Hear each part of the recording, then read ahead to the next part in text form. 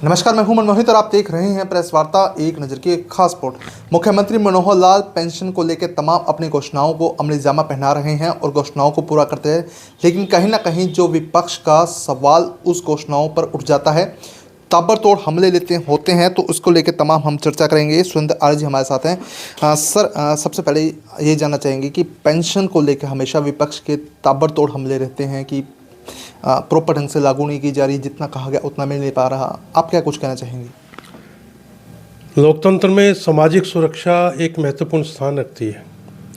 1987 के अंदर चौधरी देवीलाल जी की जब सरकार थी, वृद्धावस्था सम्मान पेंशन 100 रुपये के रूप में शुरू की गई थी और वो धीरे धीरे बढ़ती आज 3000 रुपये तक पहुंच गई है।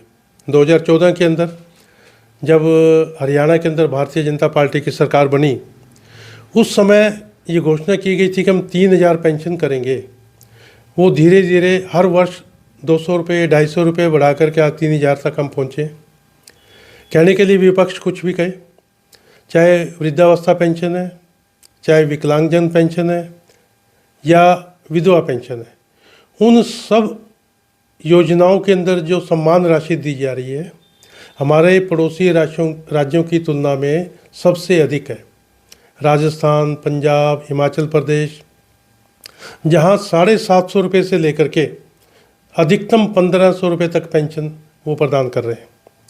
केवल मात्र हमारा प्रदेश ऐसा है जहाँ इतनी बड़ी संख्या के अंदर लाभार्थियों को ये सुविधा दी जा रही है। जिस समय भारतीय जनता पार्टी की सरकार 2014 में बनी थी, उस समय 9 लाख से अधिक लाभार्थी थे जिनको इस योजना का लाभ मिल रहा था।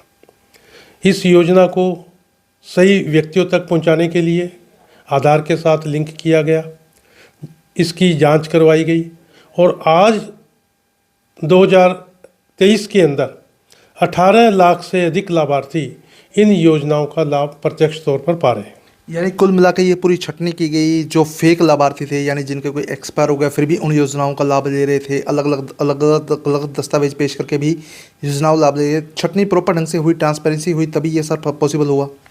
बिल्कुल निश्चित तौर पर इसमें कोई शक नहीं है। इन योजनाओं को जब बैंक अकाउंट के साथ सीधे लिंक किया गया, आधार के साथ लिंक किया गया, तो वो जो इस प्रकार के फर्जी लाभार्थी थे जिनकी मृत्यु हुए कई वर्ष हो चुका था और उनके पेंशन पता नहीं कौन ले रहा था, बहुत से ऐसे लोग पेंशन ले रहे थे जिनका जन्म ही नहीं हुआ था, वो सारी चीज़ें कम हुई और वो जो राशि बची सरकार के पास, उस राशि से आज 18 लाख से अधिक लाभार्थियों को इस सुविधा का लाभ दिया जा रहा है। सर, हरियाणा और अन्य राज्यों की अगर बात करें, कितना डिफरेंस आप मानते हैं? क्योंकि हरियाणा में 3000 रुपये के करीब मासिक पेंशन हो गई है, चाहे विकलांग की बात करें, दिव्यांग की बात करें या वृद्धावस्था की बात करें, किसी भी तरह की पेंशन की बात करें, मासिक कहीं ना कहीं उसमें अपरिवर्तन हुए हैं। तो अन्य राज्यों के मुकाबले में क्या मान के चलते सर, कितना का फ़र्क है? अन्य राज्यों की तुलना में आप देख लें, दुगने से अधिक का फ़र्क है। राजस्थान में 1000 रुपये की पेंशन है और हमारे पड़ोसी प्रदेश पंजाब के अंदर 1500 रुपये मासिक की उनको सम्मान पेंशन दी जा रही है। उसकी तुलना में हरियाणा के अंदर 3000 रुपये मासिक पेंशन एक बहुत बड़ा मायने रखता है। एक गरीब परिवार जो दिहाड़ी मजदूरी करके काम चलाने वाला है, उसके लिए 3000 रुपये का बहुत महत्व है। और उनके अंदर अन्य राज्यों में कई प्रकार की शर्तें हैं। किसी के अंदर आयु 75 वर्ष से अधिक होनी चाहिए, कईयों के अंदर उनकी आय सीमा निर्धारित की गई है, परंतु हमारे प्रदेश के अंदर बिना किसी भेदभाव के सभी लोगों के लिए समान रूप से ये 3000 रुपये मासिक पेंशन की व्यवस्था की गई है। विधवा पेंशन है, आपका दिव्यांगजन पेंशन है या बुढ़ापा पेंशन, उन सब के अंदर। यानी देश का पहला ऐसा राज्य माने जो सबसे ज़्यादा पेंशन व्यतीत करता है सर? पूरे देश में सबसे अधिक, पूरे देश में किसी भी राज्य में इतनी अधिक पेंशन की राशि नहीं प्रदान की जा रही। और लोकतंत्र के अंदर ये एक सरकार की जिम्मेवारी भी बनती है कि हम सामाजिक सुरक्षा अपने सभी नागरिकों को प्रदान करें। सीएम साहब के और भी तमाम प्रयास रहे हैं कि हर तरह की पेंशन जो अवेलेबल करवाई जाए, चाहे पॉसिबिलिटी कितनी भी हो, कितना भी पैमाना निर्धारित किया जाए। सत्ता अगर बात की जाए तो एक चर्चा और भी है कि उसके लिए भी सम्मान निधि पेंशन दी जाती है सर। जिन लोगों ने लोकतंत्र की रक्षा के लिए इमरजेंसी के अंदर गिरफ्तारियां दी, जिनको मिसा में DIR के अंदर जेलों के अंदर रखा गया, उनको 10,000 रुपये मासिक की पेंशन की घोषणा 2017 में हरियाणा दिवस के उपलक्ष्य में की गई थी। उसी के साथ साथ 1957 में जो हिंदी रक्षा आंदोलन चला था, उनके सत्याग्रहियों को भी इसी प्रकार से 10,000 रुपये मासिक की पेंशन की व्यवस्था की गई थी। अब 1 नवंबर से बढ़ा करके उनको 15,000 रुपये मासिक की पेंशन की व्यवस्था की गई है और उनके लिए बड़े अच्छे ढंग से वो लोग बड़े अपना जीवन यापन कर रहे हैं। तो फिर वही सवाल रह जाता है कि आखिरकार इतना कुछ करने चाहे, विधवा पेंशन की बात करें, दिव्यांग की बात करें, हर तरह की पेंशन की बात करें, बुढ़ापा पेंशन की बात करें, इतना कुछ मिलने के बाद भी विपक्ष के पास सवाल आ जाता है कि वो योजनाएं पूरी नहीं हो रही। क्या वजह है, क्यों विपक्ष इतने हमले करता है सर? विपक्ष के पास कहने के लिए प्रत्यक्ष तौर पर कुछ नहीं है। इस प्रकार की अगर उनके पास हम 5,000 कर देंगे, हम 10,000 कर देंगे, अगर इतनी क्षमता थी तो उन्होंने पहले अपने समय में क्यों नहीं किया? और आज जब वो होता हुआ देख रहे हैं, इस प्रकार से प्रत्यक्ष तौर पर लाभार्थियों को लाभ मिल रहा है, सीधे उनके अकाउंट में जा रहा है, पूरी राशि उनके अकाउंट में जा रही है, तो उनको तकलीफ तो होना स्वाभाविक है।